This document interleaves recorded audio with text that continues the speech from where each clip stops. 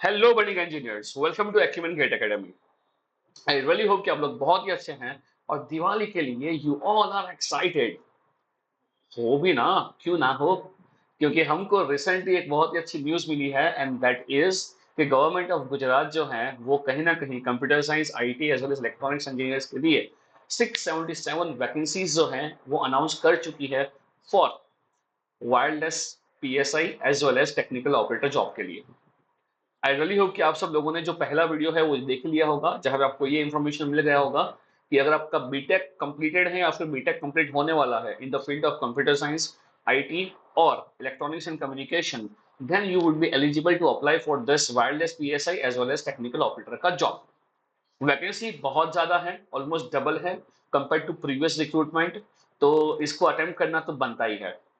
But बहुत सारे students का एक कंफ्यूजन है या क्वेरी है, वो ये है कि सर ये एग्जाम तो है, हमको पता है, बट पहले तो एग्जाम का पैटर्न क्या है ये हमको नहीं पता, सिलेबस क्या है ये हमको नहीं पता।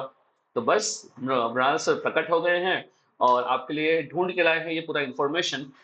तो इस वीडियो में कवर करने वाला हूँ एक तो ये जो एग्जाम होने वाला है उसका pattern as well as syllabus. तो do watch this video till end. And the ultimate thing इसकी जो सिलेबस है ये कहीं ना कहीं अभी ऑफिशियली अनाउंस नहीं हुआ है, बट ये जो पैटर्न है वो कहीं ना कहीं स्टूडेंट्स जो ऑलरेडी हमारे काम कर रहे हैं एज अ वायरलेस पीएसआई या तो फिर इन टेक्निकल ऑपरेटर, वहां से ये सिलेबस हमको मिला है। एंड समझ लो सिलेबस जो है वो 99.99% यही रहने वाला है।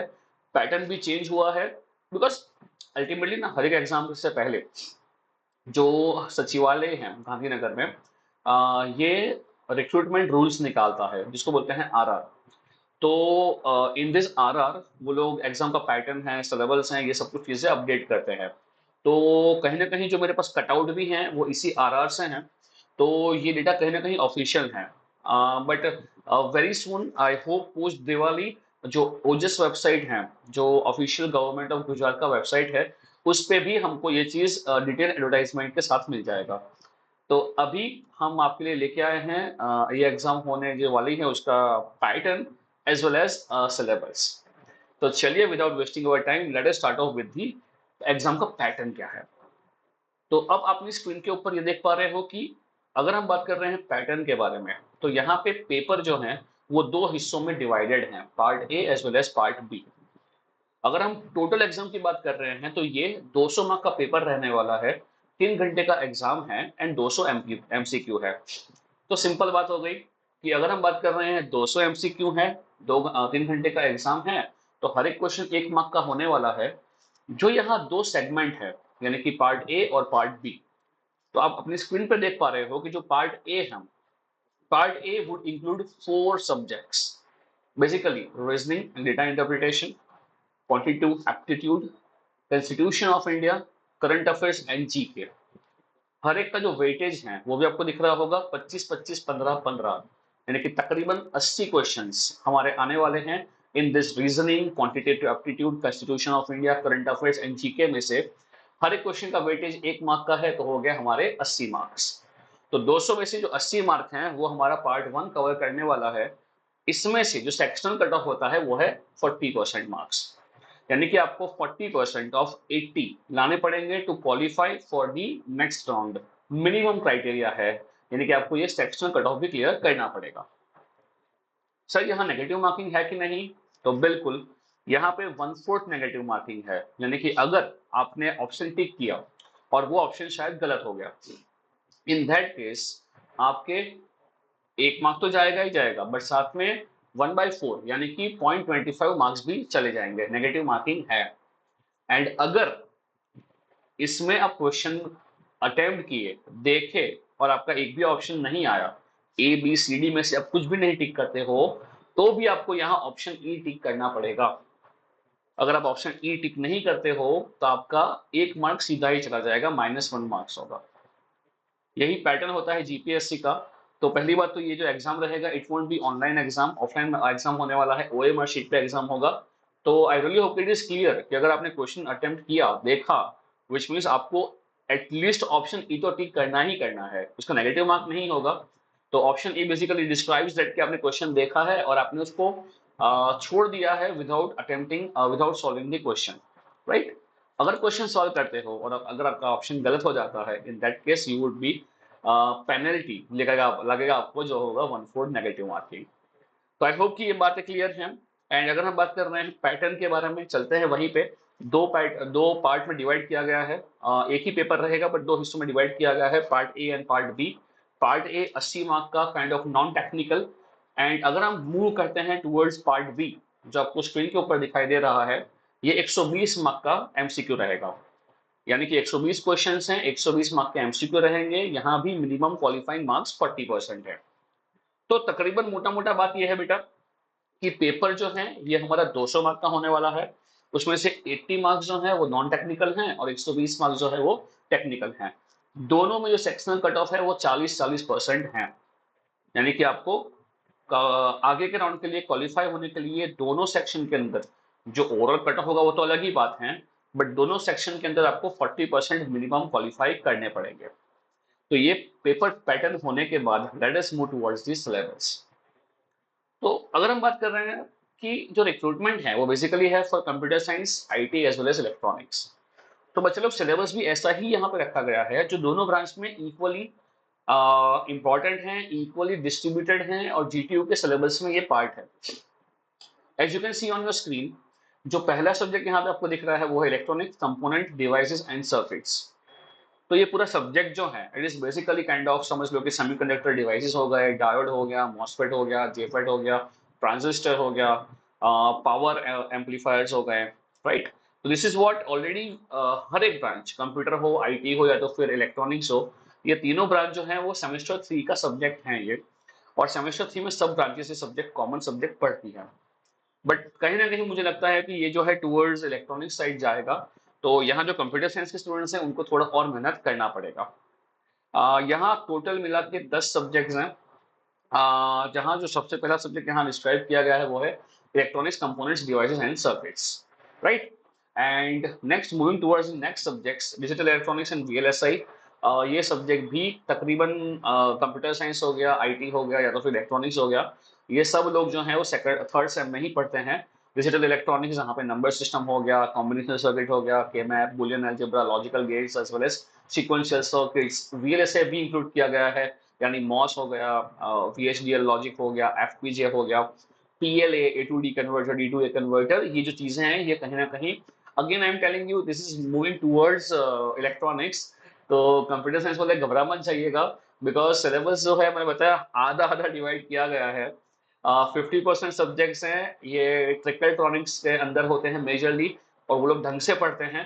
और जो 50% है वो प्योरली कंप्यूटर साइंस वाले सब्जेक्ट्स हैं। तो आ रहे हैं आपके लिए भी वीडियो के अंदर कुछ छुपा हुआ है। So digital electronics and VLSI, third is electronics networks and instrumentation and measurements, जो basics of KCL, KVL, Norton, Thevenin, transient ये सब पढ़ते हैं। जो basic subject होता है इलेक्ट्रॉनिक्स के अंदर ये इंक्लूड किया गया है। Fourth is again communication engineering, ये भी थोड़ा बहुत कोडिंग थ्योरी, मॉड्यूलेशन टेक्निक्स के बारे में कम्युनिकेशन वाले तो पढ़ते ही पढ़ते हैं, बट कंप्यूटर साइंस वाले भी थोड़ा बहुत पढ़ते हैं। तो communication engineering is a part of the syllabus. Fifth one is communication applications, यानी कि यहाँ पे माइक्रोवेव एप्लीकेशन आ गया, मोबाइल एप्लीकेशन आ गया, ऑप्टिकल फाइबर आ गया, टेलीविजन इंजीनियरिंग आ गया। तो कहीं ना कहीं again this would be moving towards electronics, but now it comes to microprocessor. Sixth one is microprocessor and microcontroller. Now again, as this subject is common, but कहीं ना कहीं यहाँ पे कंप्यूटर साइंस वालों का अपर हैंड आ जाएगा, because यहाँ पे risk six advance processing programming language भी यहाँ इंक्लूड किया गया है। तो यहाँ से शुरू होता है कंप्यूटर साइंस। उसके बाद कंप्यूटर नेटवर्क्स, यानी कि again TCP IP as well as ALOHA, slotted ALOHA, V4 V6 के प्रोटोकॉल्स होते हैं। तो computer networks completely subject of computer science. तो बैलेंस रखा है, समझ रहे हो क्या? 50% is majorly towards electronics and 50% is towards computer science. So computer networks, इसके अलावा essentials of network security, web technology, Android applications and development, and common tools like 4G, LTE, Polnet, and disaster management communication. Kind of जो recent जो trending topics हैं उसके ऊपर कुछ कुछ questions वहां पूछे जाएंगे। तो मेजरली अगर सिलेबस को हम ब्रेकआउट कर रहे हैं तो please clear, 50% is towards computer science and 50% is towards electronics. तो ऐसा बिल्कुल नहीं है कि अगर इलेक्ट्रॉनिक्स में हो तो भी आपके लिए आसान है, और अगर कंप्यूटर साइंस में हो तो आपके लिए भी आसान है। दोनों के लिए इक्वली कॉम्पिटिटिव रहने वाला है, दोनों के लिए इक्वली प्रिपरेटिव रहने वाला है। तो it is not something like कि हाँ दोनों को फायदा हो गया है, दोनों में से किसी को नुकसान हुआ है। तो आई रियली होप कि the syllabus is something really new. बाकी जो एग्जाम्स होती है वहाँ ये सिलेबस नहीं दिखाई देता है आपको, बट ये जो एग्जाम है वो बेसिकली करने वाला है टेक्निकल रिक्रूटमेंट बोर्ड, जिसको हम टीआरबी बोलेंगे इन गुजरात। तो कहीं ना कहीं ये काफी चेंज किया है in the syllabus compare to 2022 का एग्जाम। तो जो टेक्निकल का वेटेज है वो बढ़ाया गया है, और जो नॉन टेक्निकल है उसका वेटेज कम किया गया है, एंड सब्जेक्ट्स कम किए हैं। ये आपके लिए फायदे की चीज है। आप वही बोलोगे सर 10 सब्जेक्ट्स है ना, हाँ भले ही 10 सब्जेक्ट्स हैं, बट कहीं ना कहीं इसका जो लेवल है वो इजी टू मॉडरेट जाएगा पेपर का, because ultimately it's a class 3 examination. तो द थिंग इज कि if you are belonging to either computer science और इलेक्ट्रॉनिक्स और IT, I really feel this is very golden opportunity for you to prepare for this 677 post, because subjects are limited। जो 10 subjects हैं यही आपको prepare करने हैं। And anyone, if any one of you want to get guidance regarding the preparation, then बच्चा तेरे को ना कमेंट करना पड़ेगा कि yes sir, I need again guidance how to prepare for this examination. I am desperately willing to apply for WPSI as well as TO, right? तो I really hope कि जो एग्जाम पैटर्न है और जो syllabus है it is clear to you. If you have any confusion, any doubt, you can reach out to us, and ultimately हम दोनों के बीच का जो एक कॉमन सोर्स है कम्युनिकेशन का वो बेहतर है कमेंट सेक्शन। तो कुछ भी क्वेरी है, कुछ भी आपको पूछना है तो आप कमेंट में बिल्कुल डालिएगा। Our team would be in your contact और I will be in your contact. So I really hope with this you have got the information regarding the exam pattern as well as syllabus. With this I really hope कि it would direct your preparation towards WPSI as well as TO। दोनों के लिए common syllabus हैं। For preparation more tips and tricks लेके आऊंगा in upcoming videos. So thank you so much for your time. So मिलते हैं अगले video में। आई रियली होप कि अगर और कोई भी इंफॉर्मेशन आपको चाहिए रहेगा then you can reach out to us. Number आपको दिख रहा होगा, एज वेल एज जो कमेंट सेक्शन है वो तो है ही ओपन फॉर ऑल। तो I hope you have enjoyed this. Share this video amongst your friends so that they would also know about this new recruitment. तो मिलते हैं नेक्स्ट वीडियो में। Till then see ya, bye bye, take care.